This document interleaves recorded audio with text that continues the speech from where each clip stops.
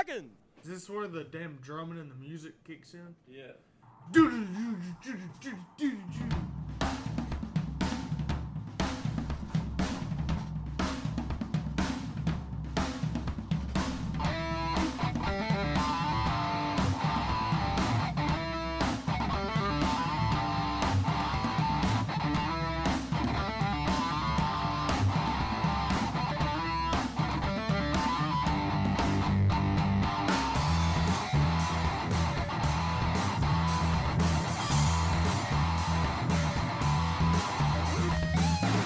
What is going on, everybody? Hello and welcome to this week's episode of On the Pipe Podcast. I am your host, as always, Tyler Shepardson, and today is Tuesday, November the 15th, 2022, years after zero, and I'm glad that you are joining me today. I'm glad you are hanging out with me today because not only are we 1 week past when we let everybody know about our brand new race series? We're going racing. OTP is going racing in 2022. The Bite GP series. Not only 1 week past that, this will be the last time that you ever hear my voice as a 20-something-year-old. That is right. Right now it is 9:30. I'm 2.5 hours away from being a vet rider in the vet class. And I would say I'm not sure how I feel about it, but I know how I feel about it. I'm not pumped about it. So here we are. We're out here. We're doing a show 2.5 hours away from my 30th birthday. So thank you guys so much for being here. I literally just walked in the door like right before 9 o'clock. Tried to get everything ready, up and going. So to stream on YouTube and to stream here on Twitch is two different things. And so it's a little bit tough. And the other software is a lot harder to use than it is to use this Twitch software. So I keep trying to make the YouTube software perfect. I can't get it perfect. That's why last week we went to do it just to I figured more people would watch on YouTube. More people have access to YouTube. And that's why with the big announcement, with Up to Something season coming to an end, that's why we put that one on YouTube last week. And it was a pretty simple process. But in order to do anything else and to make things look right, it's way easier to use this software here on Twitch. And I think I've explained that before in the show, but that is why we're here. I scrapped everything when I couldn't figure it out, and we went back to Twitch. So, hello, thank you, welcome for joining me. If you're watching live on Twitch right now, if you're listening to this afterwards, hey, appreciate you. Thanks for being here. As always, you can catch us live. I'm going to try to do every show, like I said, going forward on video. Whether it's Twitch, hopefully we can get everything figured out and I can stop being dumb and we can get it over to YouTube. But either way, this is how the show is going to be. We're going to be able to watch it live so that way we can talk, interact. You guys can shoot some comments, ask some questions, and then it will be available, as always, in the audio section afterwards. So it's weird. It's weird saying that. It's weird starting the show off saying this is the last show I'll ever do as a 20-something-year-old. 2.5 hours away from being 30, and I'm not that pumped about it. But no, so we got, I would say, a lot to talk about, but there's really not a whole lot to talk about in the terms of racing as it is about on the national standpoint or the pro standpoint. We have fully began the off season, so we are smack dab in the middle of the off season. There's a lot of people that probably aren't going to touch a dirt bike for a few weeks at least. There's a lot of people that are getting brand new dirt bikes. They have to get figured out, dialed in, and completely changing the whole program over the next few weeks. There are riders that are doing the same thing as usual. They're still riding and training just as hard. There's riders that are on vacation. But nevertheless, there's not a whole lot of racing going on. There's not a whole lot of racing that's going to happen until February, maybe late January, if you will. So yeah. But that being said, last week we dropped a bombshell of an announcement. We finally let you guys know what I've been up to. It's been a year and a half-ish that I've been up to something, and now you all know that what I was up to is a brand new race series, a brand new GP series. And the way that you can kind of think about it, and I've gotten a lot of questions about it, but the way you can kind of think about it is a mix between a mini hare scramble and a J-Day in the South. And J-Day's done a really good job. They have laid the blueprint for this GP series. They're wildly successful up in the Northeast. I think everybody that rides a dirt bike at one point has said that they want to make it up to a J-Day. So hopefully we can bring a little bit of that down south, and hopefully we can get that thing going. But like I said, we're going to throw some couple twists in it. We're going to make it our own. I think bringing something like that to the mid-south region, I think, can be very beneficial with all the riders and everything that are down here. So we hope to bring something different as well to make it fun and to make it to where everyone wants to go ride it and everyone wants to go race them. And it's just going to be a really fun atmosphere. We're going to do a lot of different things, and it's going to be really cool. So I've gotten a lot of questions. If you have any questions about the race series or any questions about Bike GP, that's the best name I could come up with. We're going to find out who the best in the East is. That's what the BITE stands for. So if you didn't listen to the show yet, but you saw the Instagram pop up, BITE Grand Prix, and wondered what in the world is BITE, it's the best in the East, because we're going to find out who is the best in the East. And in order to be the best in the East, you're going to have to be a beast in the East. Either way, we're biting out of the competition. We're biting out of the rest of the line that we're going to be racing in. We're going to have kids classes. We're going to have women's classes. We're going to have pro classes. We're going to have stuff for the spectators to do. We're going to have a fun pit environment. It's going to be pretty fun. But I did say we'll go ahead and get straight into the dates. And like I said, if you have any questions, feel free to ask them right here in the comments on this Twitch stream. I've had a ton of messages of people asking questions. I don't have all the locations dialed in yet. I will tell you that we are, this first year, I would say we're not going any higher than Virginia, possibly West Virginia. And we're not going to go any farther south, most likely, than Georgia. And we're not going to go any farther west than possibly West Carolina, maybe over the line into Tennessee. So we're gonna remain relatively local to this greater Carolina region within a few hours of the.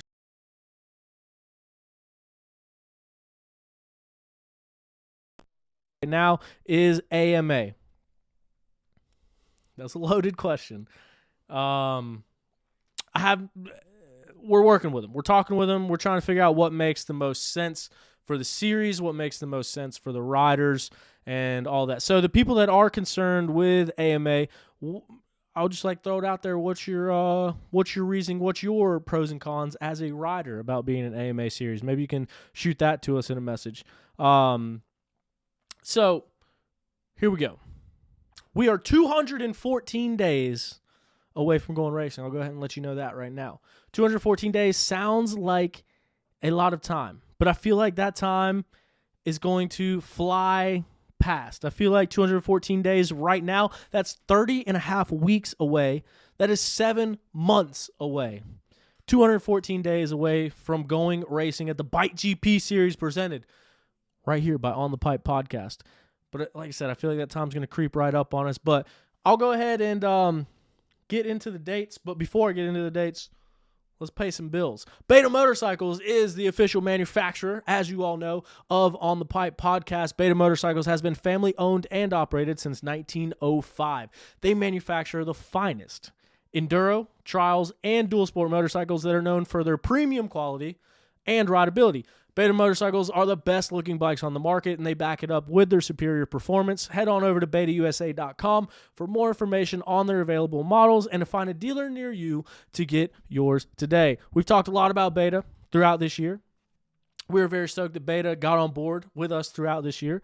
I'm very excited to start riding my Beta and getting ready for the Vet B class next year. Now that I'm where are we at? It's 9:40. So now that I'm 2 hours and 20 minutes away from turning 30 years old, the training for the vet classes starts tomorrow. Maybe I'll try to ride tomorrow. But I'll be doing it on my Beta motorcycle. And hopefully we'll see some Beta motorcycles around the Bike GP series as well. And maybe even get some opportunities for you to ride a Beta motorcycle around a Bike GP track. That'll be pretty cool. This episode is also brought to you in part by Zach Tussle at Raymond James Financial. Zach is a racer and a financial advisor that helps his clients win when it comes to retirement and financial planning.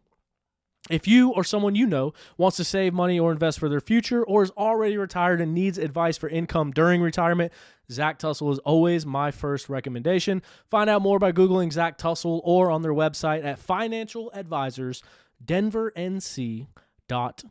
You can also look him up on social media. I know I say that every week. If you search for Zach Tussle, just shoot him a DM. He'll get you dialed in, let you know what you need to do, and how he can help you out. But I highly, highly, highly, highly suggest, even more so, if you're an 18-year-old kid, you just graduated high school, you got life right by the Conigis, the cojones, cojones, however you want to say it, right now is the time to start. You don't think about when you're 59 and a half, when you're 18 years old, but trust me, if you start thinking about it now, when you turn 59 and a half, it's going to be easy street. You're going to be traveling the world, doing whatever you want to do. And if you are past that 18-year-old point, maybe you're 2.5 hours away from turning 30. It is never too late to start, but the best time to start was yesterday. Get a hold of Zach. He'll let you know exactly what's going on and how he can help you out and what you can look forward to. Now that we got that going on, let's check. We got some chats going on here. What up, Tyler? We have met before. It's been a while, though. What's up, Bentley, man? How's it going? I think it has a new GTR complex. So, yeah, they're definitely going to be one that we're talking about. It was Palmetto, and then it was Motivate. Was it something before Motivate? I think it was Palmetto, and then Motivated. And there might have been something in between Palmetto and Motivated. But then it was GTR. And now I don't even know what it's called, but that is definitely a place that I'm going to look into right down there in Columbia, right outside of Columbia, South Carolina, Gaston, South Carolina, a sand place. We got an eye on it. Thanks for the happy early birthday. Appreciate that. Wish you were coming to the Ohio, Indiana area. Carolina is a haul for us. So let me go ahead and address that. This little podcast that we started on a whim with me and my buddy Devin Byram, this little podcast has now grown into not so little of a podcast. It is insane how many people listen to this thing. It is insane the reach that we have, the spread that we have, not only just in the States, but also internationally. Like I send out reports to my sponsors and stuff each month, and it's always 20, 30 countries that we're downloaded in. We have a pretty big reach as far as the States go. Sorry, I felt myself about to sneeze. Excuse me. Sorry about that. But like we have a lot of people that listen in the North. Like I think one of my top 5 states is Illinois, and we have a lot of people in Indiana. We have a lot of people in Pennsylvania. We have a lot of people in California. We have a lot of people, of course, in the Carolinas. That's our stomping ground down here. But one of the questions I get the most, and I've had a lot of people reach out about properties, which for one, I really appreciate it. Really appreciate it. Thanks for thinking of me. Thanks for offering properties, suggesting properties. I will say, there's a lot of thought that goes into this whole race series thing. There's a lot of stuff that has to be done. There's a lot of planning. There's a lot of anticipation. And I got to see a lot of this being in the position I was at with the Full Gas Sprint Enduro Series with Jason Hooper and watching him grow that into what it was, and then seeing what happened when we ventured into Ohio, when we ventured into Indiana, when we ventured into Pennsylvania. And I think for me, the way that I am targeting this thing is I have huge plans for this race series. If you know me, if you've listened to any of these podcasts, then you know that what a passion project this is for me. I am not starting a race series to get rich. Let me go ahead and put that out there. I am not starting a race series so I can just put as much of your money in my pocket as possible. I'm starting a race series because of all the things that we've talked about on this podcast, all the things that I disagree with about other series, whether it's any series, a national series, a regional series, a local series. I think there's a lot of room for improvement. I think there's a lot of improvement in rider payouts. I think there's a lot of improvements to be made in exposure and marketing and how races are presented to people and how people are treated at races and what you win at races, what you can earn at races. And so it's easy to sit behind a microphone and say all these things, but this is going to be a really big, risk. I guess that's the way to put it. It's going to be a big risk because if this fails, it's not going to be good. Just from the little bit of buzz that I've heard and the buzz about the show and about making this announcement and stuff, I don't know. I feel like I'm risking a lot from the industry side of things by going out on my own, especially once more and more details start to roll out and you find out what our plans are. This is going to be a rider-focused series. My ultimate goal, I hope that maybe we can get some sponsorship money, and that'll help keep me from getting another day job. And then the money raised at the races goes back to the riders. That's my ultimate goal. It gives back to not only the pro riders, but the amateur riders alike. This is a series that is going to be for the riders. This is a series that is going to be a rider advocate. And I hope that trickles down into the rest of the series. And I hope that we can make a dent in the industry by doing things that the way that we're doing it. So that is why this little podcast that is expanded into what it is, it's why I ask that everyone just give me an opportunity. I'd love to have your support, especially with this race series. I hope you can come out and race. If you can't race, then I hope you can come out and watch it. But back to the original question, you guys know how I get on these tangents.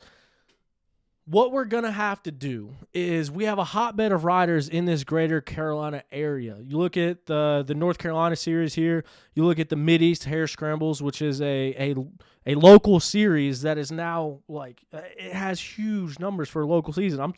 For a local series. I'm talking like 1,000 people in a weekend. And for a local series, that is insane. The Full Gas Sprint Enduro series is, it was started in North Carolina. The current owner, Josh Koscheck, lives in North Carolina. A lot of the races are in this Carolina area. Right up north, we got the VXCS. Josh Deal running that series, doing a great job with it. There's also another Virginia series, the VCHSS. There's a Sork series in Georgia. There's a Citra series. It's like South Carolina and Georgia. There's FTR down in Florida. And if I'm missing some, I apologize, but that's just how many series that there is. That's how many riders that there are. And so this is just such a hot spot of riders and so many people that are in this area. And that is why, to start things off, we're going to have to stay relatively local.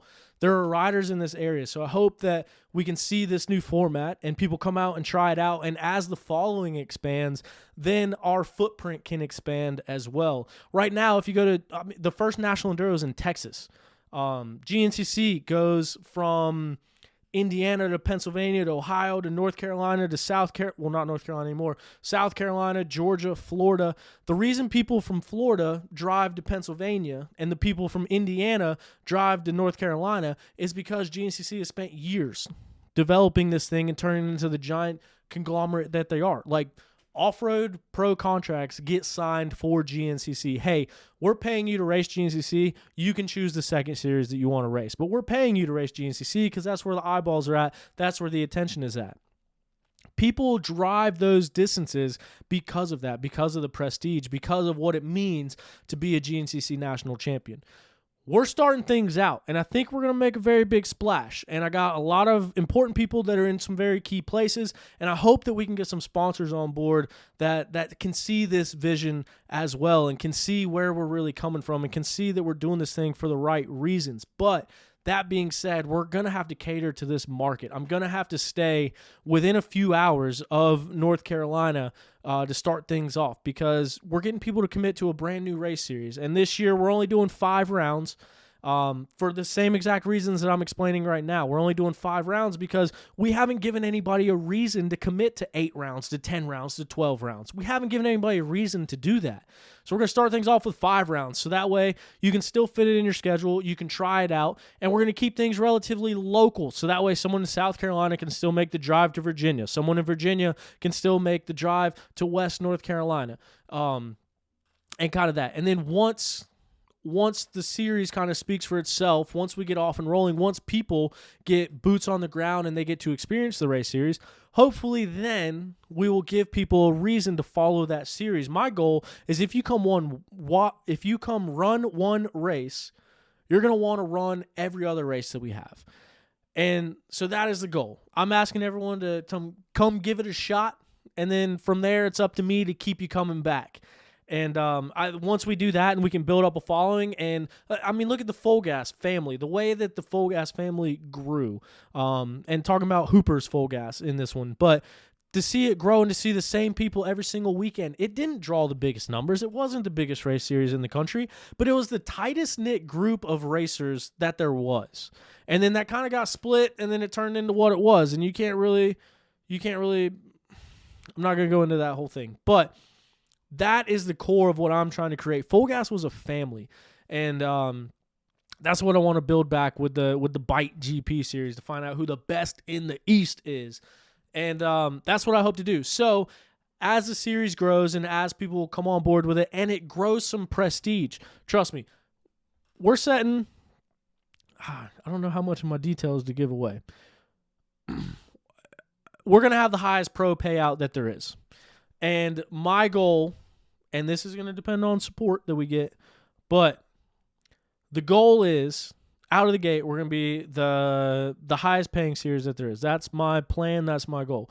As the series continues to grow, I have a plan in place for the pro purse to start growing as well. So if we have a huge show out at round 1, then guess what? Round 2, the payout's going to be even higher. And now if you're a B-class rider, a C-class rider, an A-class rider, you say, I don't care about the pro payouts. What does the pro payouts matter? Here's why the pro payouts matter. Because if we're paying that amount, then that's going to draw the pros in. Because 2 reasons. 1, all the pros, factory guys, whatever, they hear that money that's given out, they're going to want to come race. If they don't want to come race and they're skeptical and they see who wins that big money and they say, they just won that much money, I beat them every weekend.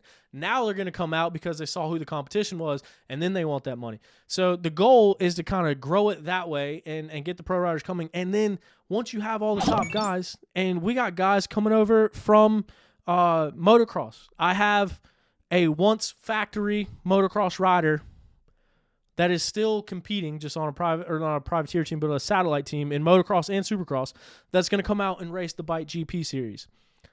And I hope to pull from more of the local moto talent. One of my buddies helped me out. Robert Berry is a District 29 motocross little local legend around here. So we're going to tap into that moto market. And then it's really going to be a competition of who is the best in the East. And that could be a moto guy, that could be a woods guy. But that's going to drive the competition. So hopefully that front line, that pro class is going to be a battle week in and week out. And you're going to see people battling for that. And that's how it's going to benefit you guys, because the more people that we can get out there, the more that we're going to give back, the more that we're going to do for all the classes and the cool battles that we're going to be able to see and the prestige that's going to be built. Because once you got all the factory guys out there that are winning, you're not just winning some random series that just started this year. You're winning a race against the same guys that are racing on Sundays at GNCCs. You're winning a race against the same guys that are at National Enduro in the Pro 1 class, in the Pro 2 class. So you're winning a race against the same guys that are representing America in the ISDE. So that's how I think we can get the prestige of it out there. But I hope that we can get the rider support on an amateur level and a pro level. And I hope we can just have a lot of fun going racing. So that is where we're trying to capitalize on this thing. Completely lost my tangent of where I was going with this. So with that being said, we're just going to jump straight to the dates. Now, I put together this fun little thing. Let me scoot over here. For those that are listening at home, the dates are now on the screen. For those that are watching at home, this is a benefit. You got look, I can do my best Vanna White impersonation. Look at this. Ready? The Bite GP Series, BITE, Best in the East, the Beast in the East, the GP Series in 2023. We're kicking things off 214 days from now, 7 months, 30 and a half weeks from the day before my 30th birthday. We will be racing in, I don't have locations yet. We're gonna launch things out slowly. So right now we have our dates. We're gonna get locations coming at you next. So we're gonna start things off June 17th. From there, hold on, let me pull up. Did I just show you something I shouldn't show you? Okay. So we're gonna pull up the calendar here. June. Now I can't even see my dates. All right, so we're starting things off June 17th, 2023.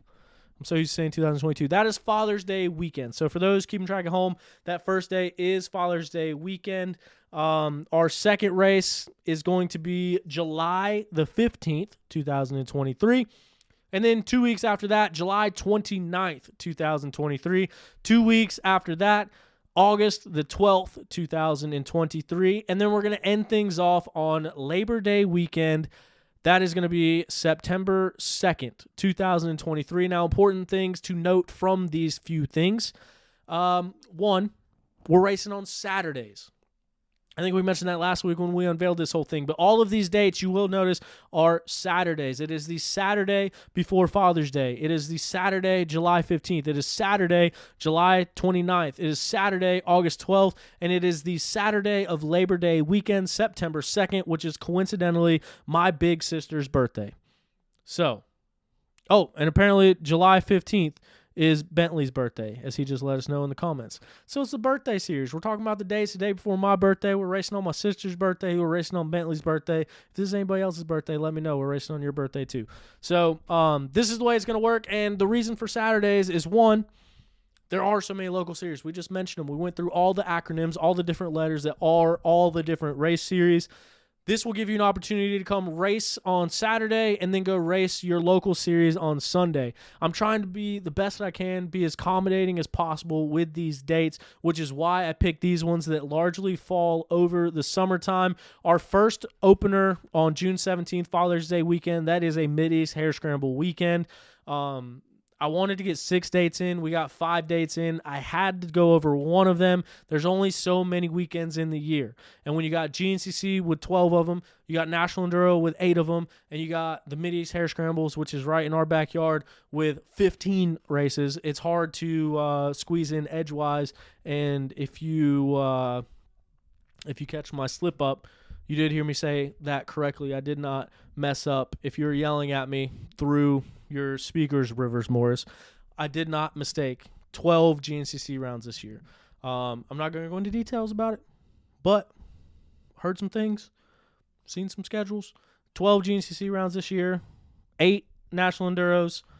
I think there's going to be 6 full gases. There are 5 bite GPs, 15 Mid-East Hare Scramble. There's only so many weekends in a year. There's 52 weekends in a year, so managed to avoid all of them. So this is not on a GNCC date. This is not on a National Enduro date, and one of them is on a Mid-East Hare Scramble date. That first one, June 17th, Father's Day weekend. But hey, look at the bright side. You can race here on Saturday, go right down the road to Mid-East and race with them on Sunday. So Bjorn has helped me out a ton with this. I'm the announcer at the Mid-East Hare Scramble Series, so they've helped me out a lot, so I didn't want him to think I'm stepping on his toes by any means, but we just had to fit one race in there. Now, we're going over the summer for the same exact reason. We're a little late to the game. We are mid-November. We are a week away from Thanksgiving, and so it's slim pickings. Dates are set. We got in our 5 races. The reason I went over summer is because that is the only time that nobody else is racing. That is the only time that we can get in and not avoid or not clash with your local series. That's the only way that we can play nice with everybody and give you the opportunity to come out and go racing with us and whoever else you already had plans of racing with. Also, there's nothing else going on in the summer, so it gives you an opportunity to stay fresh, to come out, get on the bike. It gives pros an opportunity to come out and win money when there's no other opportunities to come out and win money. But then also, the summer break is there for hare scrambles. I mean, you look at every local series, they're trying to copy GNCC. It's the same blueprint. They're running the same things, running the same races, the same type of places. They're doing all that stuff. This is not a 2-hour-long hare scramble. This is certainly not a 3-hour-long hare scramble. These are going to be probably 30-minute motos. I want to do a little bit more than 30 minutes, but for fuel consumption reasons, moto guys, we can make it to where they can still race it with a stock tank. So it's probably going to be 30-minute motos, which is what the outdoors does all throughout the heat of summer. So it's much easier to go out and ride for 30 minutes in the summer heat and then go back to your truck, cool off.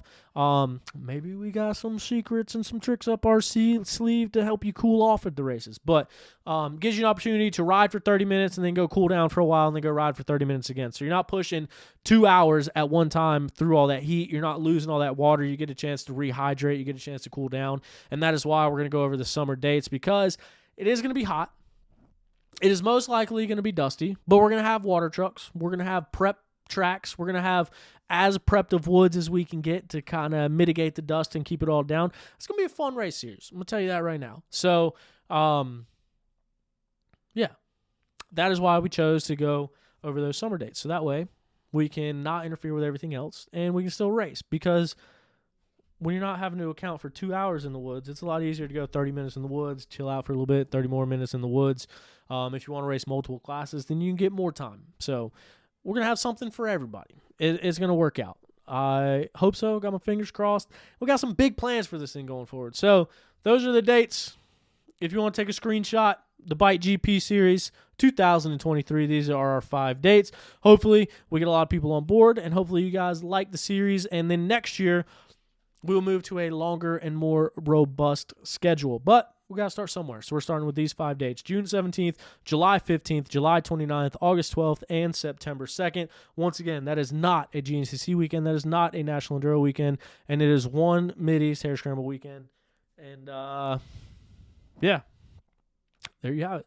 So, yeah, already talked to some sponsors. Got some cool people coming on board. Can't wait to announce that and let you know all the details of that. Still actively looking for sponsors. I know we're late to the game, late November, but I hope some more people can see this this vision that we got for what we plan to do with this race series, and I hope some people can get on board. And, yeah, it's going to be an exciting time. Now, with all of that being said, we're 31 minutes into the show. We mentioned that this is going to be a rider. What did I say? Is a rider, not rider focused, advocate, riders advocate series.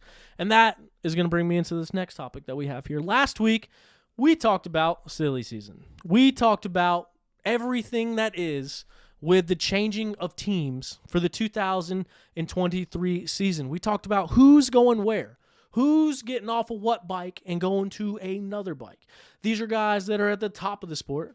These are guys that are in the middle of the sport. And these are guys that are up and coming in the XC2 classes and into the XC1 classes. There's a lot of silly season stuff that went on. We let you know about it. Now, I'll preface this with a few different things. One, when we talked about silly season and we gave out all the details of what was happening, it was not the first time that we did that. We've done that every year. Every year we have announced whatever we hear. So if we hear some stuff through the grapevine, we try to be forefront with that, because that was the whole goal of the podcast, to bring more spotlights to what is going on, to talk about what is going on, to put that in front of people on what is going on. This all being said because I got a few messages after last week's show. A couple of them were upset riders. A couple of them were upset team members. And a couple of them are just random people that want to feel like they're accomplishing something by yelling at someone over the internet. That being said, I just wanted to address this. I wanted to talk about this because last week was November, 7 days less than whatever it is now. 8th? I can't do math. I don't think that's right. And someone's yelling at me again, Rivers Morris.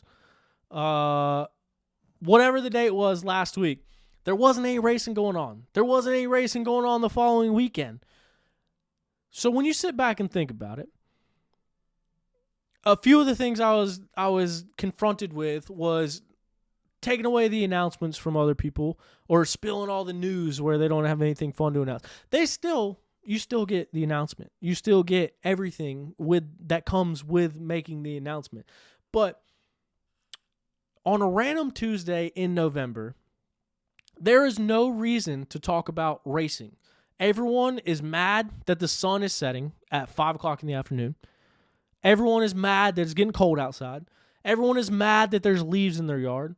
Everyone is mad that they're selling their bike from this season to get ready for another bike for next season. Everyone's mad that there's no race to go to next weekend. What does all this equate to? All of this equates to the fact that nobody is thinking about racing. Nobody is thinking about these riders. Nobody is thinking about what is going on in this sport in a random Tuesday in November if no one is talking about it.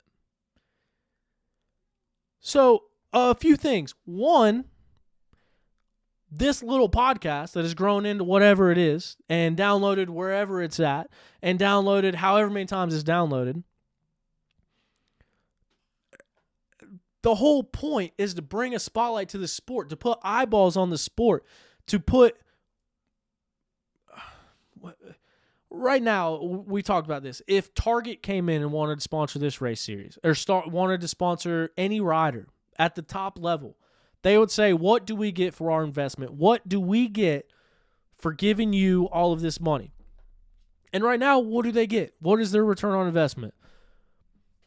An Instagram post to 20,000 people? One out of 847 race series that has a live broadcast that you get to see them for a fraction of a second at, that if they're not in the XC1 Pro class, their name never gets said. Their name never gets on TV. Their logo on the bike that they're paying for never even makes an appearance. And even if it is one of the XC1 guys, it makes a 3-minute appearance in a 3-hour race. What do they get? Someone signs up with the NFL, the NBA, the WNBA, the MLB, professional bowling, professional bull riding, ping pong on ESPN, the spelling bee on ESPN. What do they get? They get a live national broadcast. They get to see the event happening. They get introductions on TV. You look at downhill mountain bikers. They got 300,000 Instagram followers. I think there's two people. I think there's one person that races GNCC that has over 100,000 followers. So what do they get for this? How do these contracts get bigger if none of these companies have a reason to invest in the sport? That is where this podcast comes in, and it's such a small scale.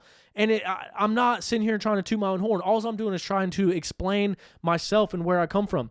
This is the step to marketing. This is the step to getting it out. Before I started the show, there was no place to listen to a GNCC rider talk. There was no place to listen to stuff during the week for the off season or in the middle of the season. There was no place to hear about the news of what was going on. There was nobody letting you know what was going on in the country in different race series. There was nobody breaking down points, breaking down storylines, breaking down penalties, breaking down anything. And now, this stupid little podcast is getting downloaded 25,000 times a month. That's not a lot when you look at every other sport, but that's 25,000. Every one of these podcasts is at least an hour. Most of them are an hour and a half, 2 hours. So that 25,000 downloads is 25,000 hours of content talking about this sport. It's 25,000 hours of people listening to this sport. It's 25,000 hours a month of potential sponsorship opportunity from somebody getting involved in the sport. It's more exposure. It's more of this stuff. So as these contracts are getting signed, they're not getting any bigger because there's no reason to. That is the whole point of this thing. That is the point, to get people talking, to get exposure to the sport, to get eyeballs to the sport, to grow this sport into what it could and should be. Look at all these other sports, how they've grown. This is one of the most physically demanding sports on earth. This is one of the highest risk a professional athlete can put their body through. And that's not only why I started the podcast, but these are the driving factors for starting this race series. We're going to do things differently. We're going to bring more exposure. We're going to give back to the riders. And if we get to the point where we're given an astronomical amount for people to win these races, then why are they going to go to other race series? That's my goal. That's been my goal from the beginning. I don't think I've ever been mischievous about it. I don't think I've ever been dishonest about it. My goal from the beginning, you can listen to the very first episode. I said my goal is to get more eyeballs on this sport, to get the same attention that motocross and supercross gets, which in turn gets more eyeballs, which in turn gets more money for the riders. That has been my goal from the beginning of this. So, for the people that are upset that we announced Stu's going to be riding a KTM, that Ben Nilko is going to be riding a KTM, that Liam Draper is going to be on a Yamaha, that Ricky Russell is going to be on a Yamaha, that Johnny Gerard is going to be on a KTM, that Michael Kelsey is going to be on a Honda.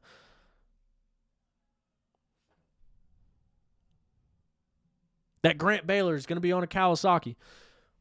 For anyone that is upset about any of that, for Zach Osborne to bring attention to this sport, to be riding a Yamaha in the XC2 class, if anybody got mad at that, then you're looking at it for the wrong reasons. I'm not doing it just to say, ha, ha, ha, I know all this news. I'm doing it because it's the off season. I'm doing it because it's creating a buzz. You know how many people are talking about all these team changes and reaching out to these riders and supporting the sport and supporting the teams and supporting the riders? That's why I did it. And it's one of those things that this is kind of building a community and letting people think that, or showing people that they can have a bigger involvement in the sport. Before that, there's nothing. Everything's a big secret. There's no buzz. There's no anything. Like, even a lot of riders' social media is all we get is a race report with 8,000 companies tagged on it after every single race. And then you get to the off season and you don't even get that because there's no races. So we don't hear from riders. Riders aren't in our faces. Any of that. Like, you don't hear what's going on. You don't see it. It's out of sight, out of mind. We forget that the sport exists in November, and then in February we get stoked to see it again. This is where that gap gets filled. This is where the sport grows. The people that are listening to a podcast in someone's spare bedroom about dirt bikes, those are the people buying products. Those are the people showing up at races. Those are the people that are helping grow this sport. And that's the market that we're trying to tap into. And we're trying to keep this ball rolling. And we're trying to make this thing bigger. So if you got upset about anything that I said, as much as I would like to apologize, and I actually had this planned out to apologize about it, I'm not going to apologize because it's buzz, it's publicity, it's marketing, it's getting people talking, it's getting everything going, it's giving people something to look forward to, it's giving someone excitement to wait until February, it's giving someone excitement for December 1st when we start seeing all these announcements come out, it's giving someone something to go talk about on their lunch break to their buddy at work, it's giving someone something to talk about on Instagram when they're sending videos of you riding. That was the whole point of this thing. And not only that, you look at any other sport in history, I can't tell you how many videos there are on the internet of a dude that's making millions of dollars that has a whole family playing for an NFL team that finds out they get traded over a tweet. They found out they were traded on a tweet or on the internet before they even found out from their own employer. When you look at someone that gets signed to a football team, when you look at someone that gets traded to a basketball team, when you look at a free agent signing in baseball, when you look at any of this stuff, the details of the contract are on ESPN. The first thing you see is SportsCenter tweeting it out, Adam Schefter tweeting it out, all these insiders tweeting it out. Oh, they signed for 2 years and $232 million, $30 million guaranteed. Oh, these people traded 2 draft picks and a third-round draft pick for this guy, and he's going to be making $7 million a year. It's instantly in your face. The contract's details are completely known. And like I said, people are finding out from the internet that they got traded before they even found out that they were traded. So if you look at every other sport, there's a lot more than just talking about changing some teams on a dirt bike. So at the end of the day, like, I don't know why this thing has always been such a secret for this long, and it probably didn't deserve this big of a rant that I went on about it. But the point is, we're just trying to expand the sport. We're just trying to talk about what's going on. So for everybody that is changing teams this year, congratulations.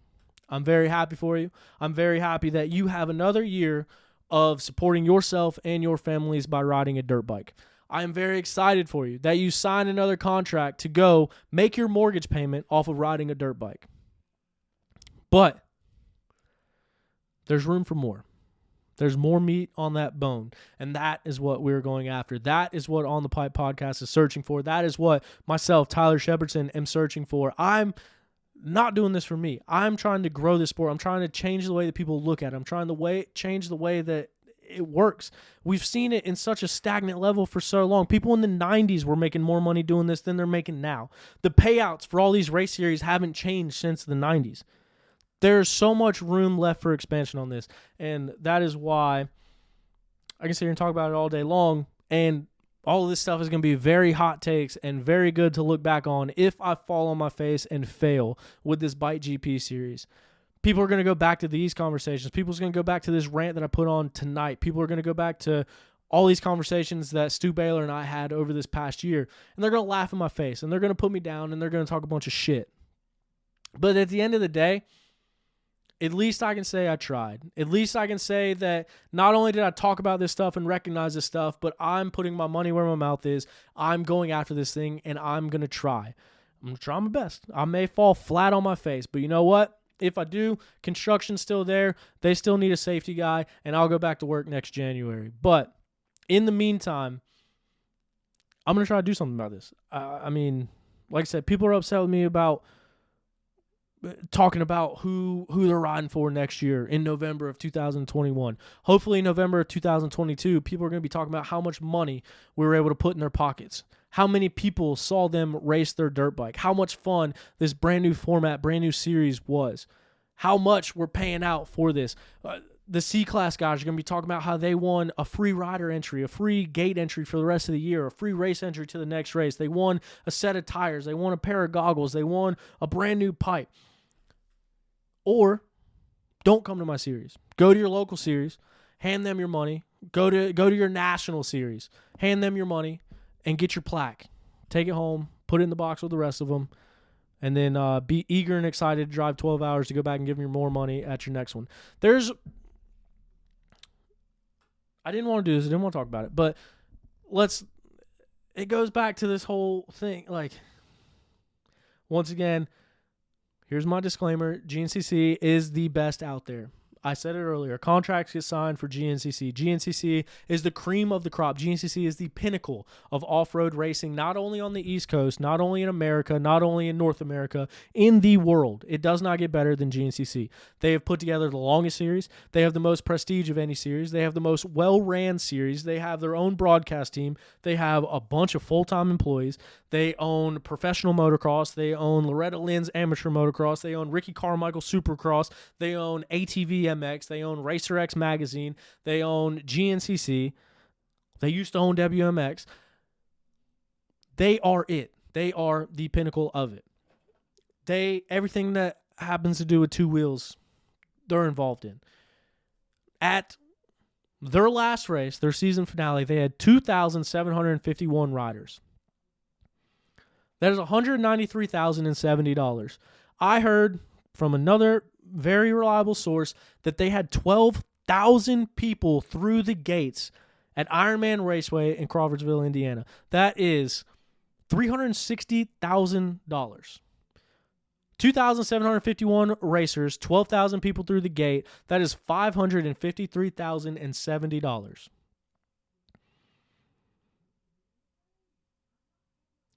Ricky Russell won that race, if I'm not mistaken, and he took home a check for $1,250.